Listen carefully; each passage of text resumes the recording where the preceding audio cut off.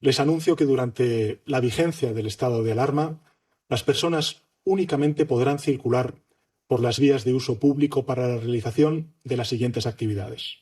En primer lugar, la adquisición de alimentos, productos farmacéuticos y de primera necesidad. En segundo lugar, la asistencia a centros, servicios y establecimientos sanitarios. El desplazamiento al lugar de trabajo para efectuar su prestación laboral, profesional o empresarial. El retorno al lugar de residencia habitual.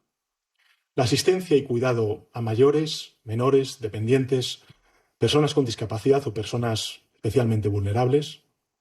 El desplazamiento a entidades financieras y de seguros, por causa de fuerza mayor o situación de necesidad. Cualquier otra actividad de análoga naturaleza. Esta circulación habrá de realizarse individualmente, salvo en las personas con dificultad de movilidad, con discapacidad para poder moverse y podrán ir acompañadas. E igualmente se permitirá la circulación de vehículos particulares por las vías de uso público para la realización de esas actividades y, por supuesto, para el repostaje en gasolineras o estaciones de servicio. En todo caso, en cualquier desplazamiento deberán respetarse las recomendaciones y también las obligaciones dictadas por las autoridades sanitarias. El ministro del Interior podrá acordar el cierre a la circulación de carreteras o tramos de ellas por razones de salud pública, seguridad o fluidez del tráfico o la restricción en ellas del acceso de determinados vehículos por los mismos motivos. En cuarto lugar, en el ámbito educativo queda suspendida la actividad educativa y también la universitaria presencial en todos los centros y etapas, ciclos, grados, cursos y niveles de enseñanza. Durante el periodo de suspensión se mantendrán las actividades educativas a través de las modalidades a distancia o online, siempre que ello resulte posible. En quinto lugar, queda suspendida toda actividad comercial minorista, a excepción de los comercios de alimentos, bebidas, productos y bienes de primera necesidad, establecimientos farmacéuticos. Hace aproximadamente, hace exactamente 5 años de estas palabras. Mañana se cumplirán 5 años. Fue ni más ni menos que la tarde del viernes 14 de marzo de 2020.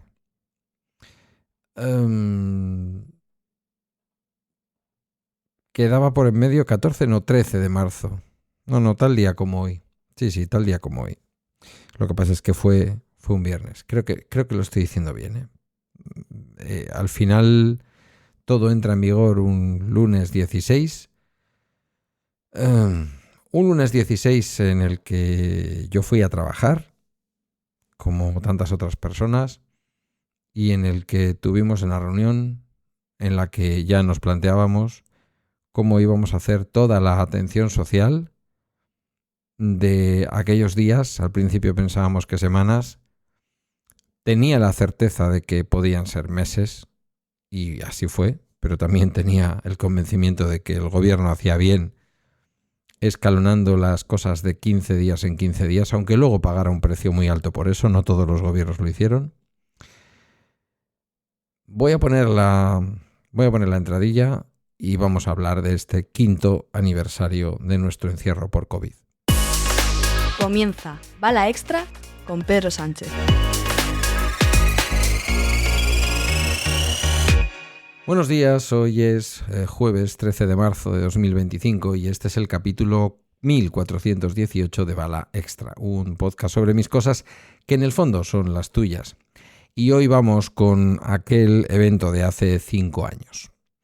Un evento que después la ultraderecha llevó a los tribunales. El Supremo declaró ilegal el estado de alarma. Dijo que se debería de haber declarado un estado de sitio.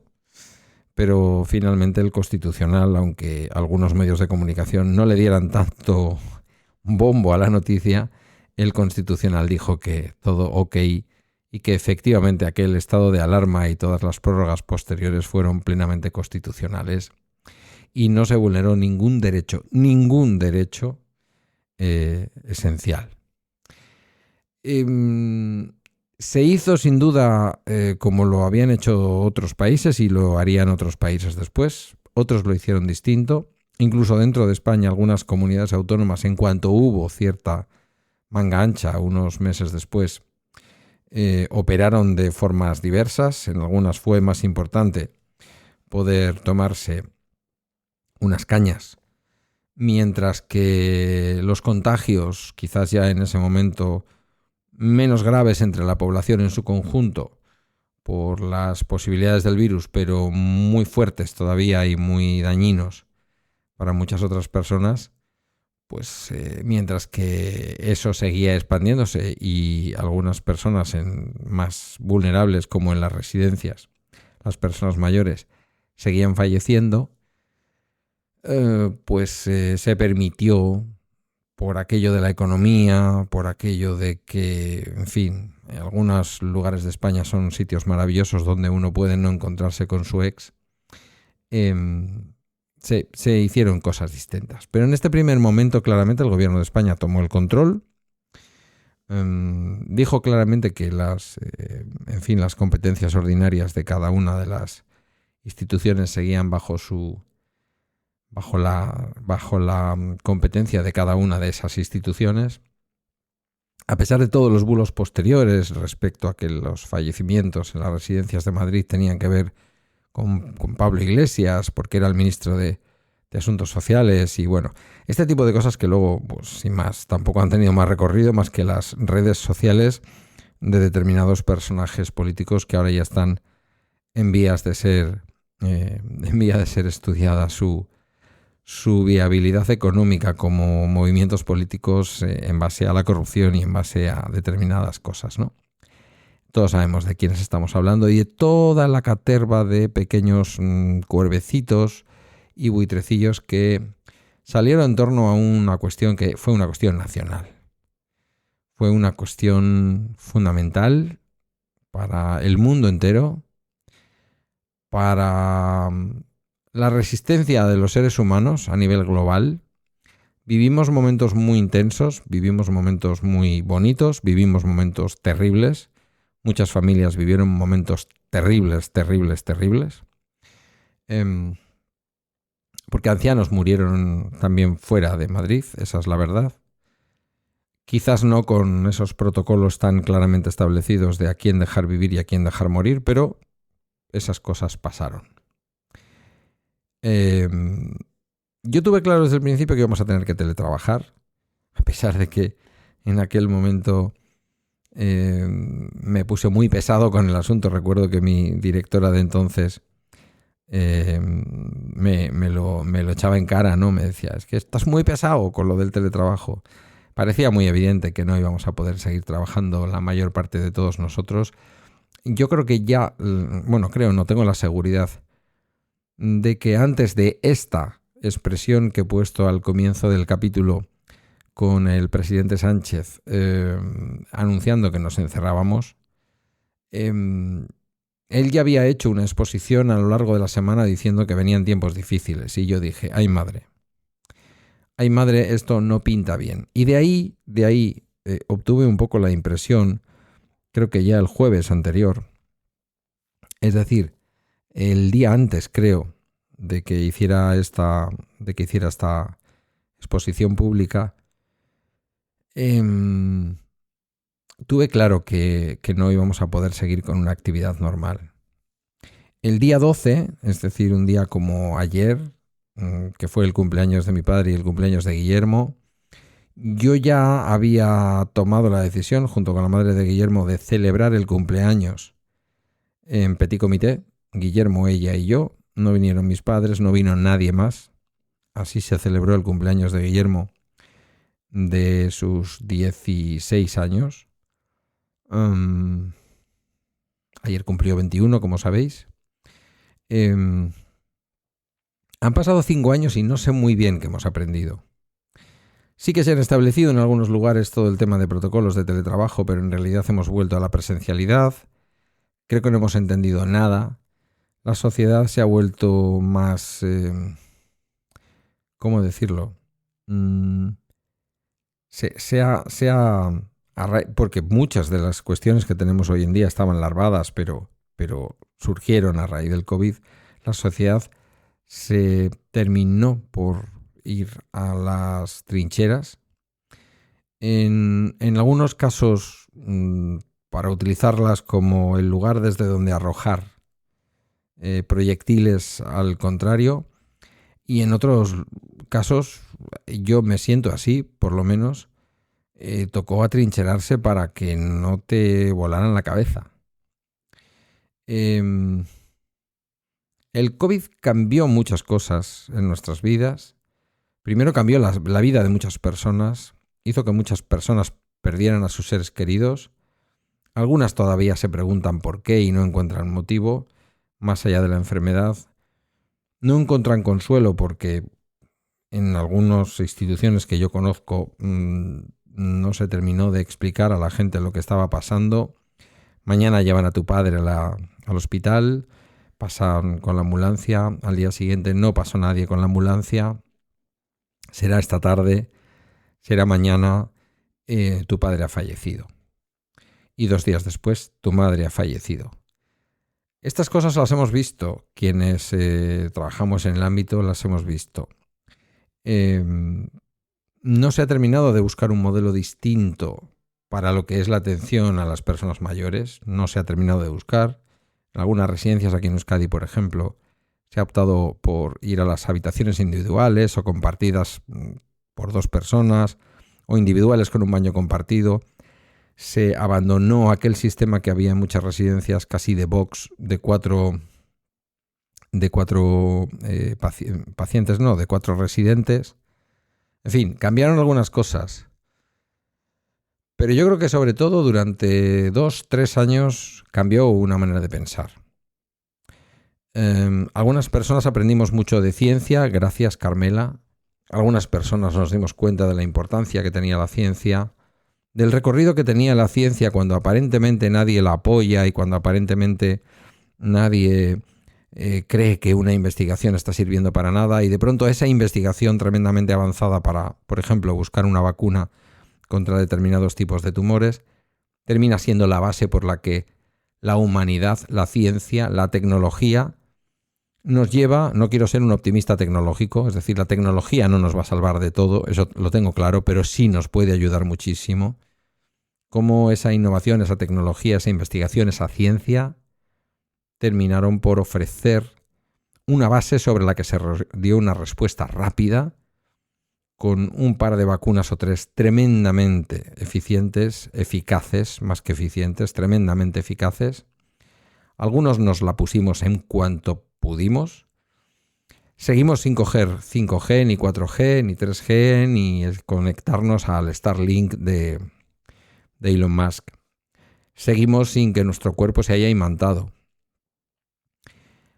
Otras personas, las muchas menos, han tenido efectos secundarios de las vacunas, como de cualquier otro medicamento, como de cualquier otra sustancia que tomamos desde el punto de vista médico para mejorar nuestra vida, que a veces, y en algunas personas, en un porcentaje, teniendo en cuenta que fueron decenas de millones de personas las que nos vacunamos en el mundo. Yo creo que ya voy por la 6ª dosis, me la sigo poniendo porque atiendo familiares de personas dependientes que son vulnerables. Y aprendí que en este mundo solo hay una ocasión de estar del lado bueno. Si cuando tienes esa ocasión estás del lado malo, estás del lado malo.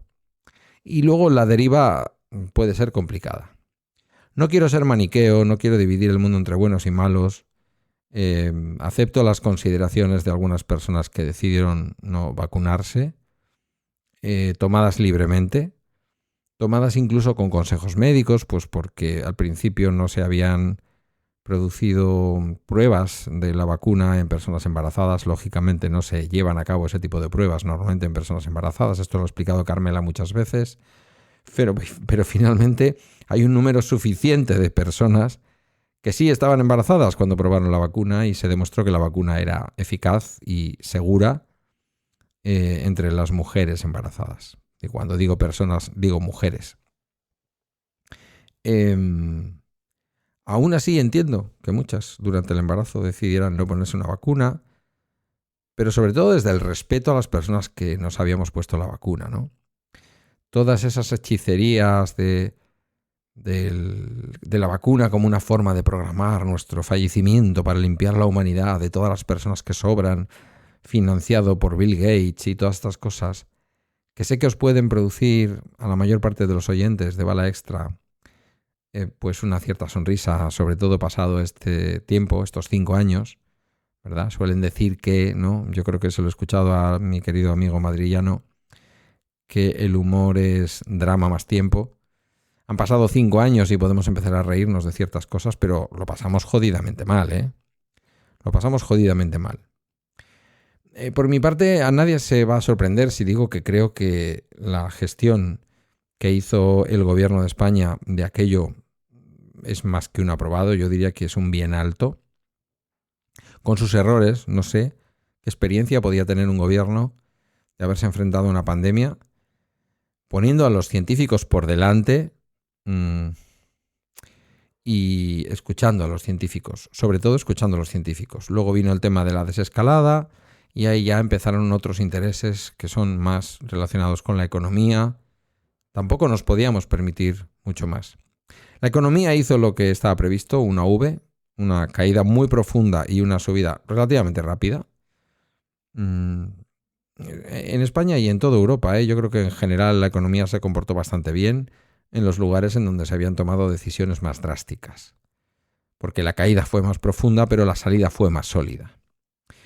5 años después, yo creo que deberíamos de reflexionar qué supuso aquello, por qué estamos hoy aquí, por qué pensamos lo que pensamos y qué pasaría si mañana tuviéramos que enfrentarnos a una epidemia de gripe aviar cada vez más común entre las aves y también entre los seres humanos, aunque todavía, gracias a Dios, sin contagio entre los propios seres humanos. Pero quién sabe cuándo, ¿verdad? Esto también lo ha comentado muchas veces Carmela, o en el Bacteriófagos, o en nuestra Taberna del Beagle. Por cierto, hoy sale un capítulo de la Taberna del Beagle dedicado a los suplementos dietéticos o alimentarios. En fin, quería traerlo a la memoria porque me parece que 5 años después, como mínimo, merece un recuerdo. Fue el momento en el que todo empezó. En realidad llevaba ya meses fraguándose por debajo. No soy conspiracionista, no doy pábulo a ninguna conspiración. Creo que vivimos algo que se produjo de manera natural, más allá de que se especule con muchas otras cosas. De momento lo que sabemos es lo que sabemos. Y creo que, dado que la pandemia fue también un momento en el que los bulos terminaron de explotar, ya estaban entre nosotros, pero terminaron de explotar, tenemos que seguir evitando que nos la cuelen con estas cosas. Y nada más, un recuerdo. Aquí estamos para contarlo. Recordemos a quienes no tuvieron tanta suerte, sobre todo a las personas más vulnerables que perdimos en ese camino de lucha.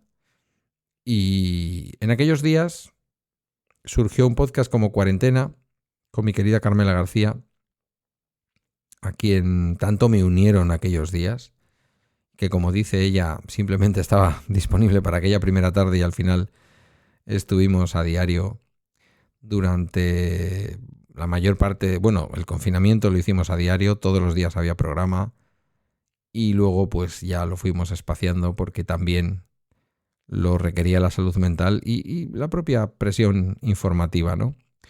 Creo que aquel Cuarentena fue un ejemplo y de hecho nos destacó Apple Podcast como una forma de mantenerte informado, bien informado respecto a la pandemia.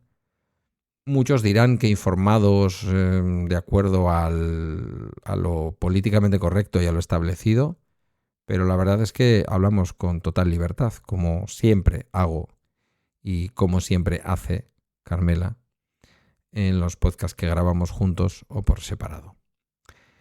Por ahí sigue vigente. Algún día será interesante escuchar cómo vivimos aquellos momentos. No lo voy a hacer, pero no sé, me pica la curiosidad de escuchar cómo fueron aquellos primeros Cuarentena. Esto ha sido todo por hoy en Bala Extra. Mañana episodio especialísimo, si todo va bien, porque lo grabaremos hoy a la tarde, la mañana del viernes en Sydney, en Nueva Gales del Sur, con Gabriel Viso y con Jacobo Vidal Pascual. Vamos a intentar entender, y créeme que no es un programa para super frikis expertos en tecnología, vamos a intentar hacerlo de la manera más entendible posible y teniendo en cuenta a qué dos monstruos de la comunicación voy a traer para poder explicarlo, seguro que lo vamos a conseguir. Para poder entender, por qué se nos cae un 20, un 30% de Internet y por qué se nos cae el concepto de la neutralidad de la red cada vez que la Liga ordena o consigue que los juzgados ordenen el cierre de determinadas direcciones IP desde donde en teoría se está pirateando la señal de la Liga. Cómo el puñetero fútbol está acabando con la libertad y con la seguridad en Internet. Pero eso será mañana viernes. Por hoy, jueves, que tengas un fantástico día. Como digo, esto ha sido todo por hoy en Mala Extra, una producción de Emilcar FM. Puedes encontrar mis medios de contacto en las notas del programa, únete a nuestra comunidad en Telegram o busca nuestro canal en el Discord de Emilcar FM. Gracias por tu tiempo. Estaría encantado de leerte cómo viviste aquel mensaje del presidente del gobierno y aquellos primeros días. Y lo dicho, hasta mañana viernes.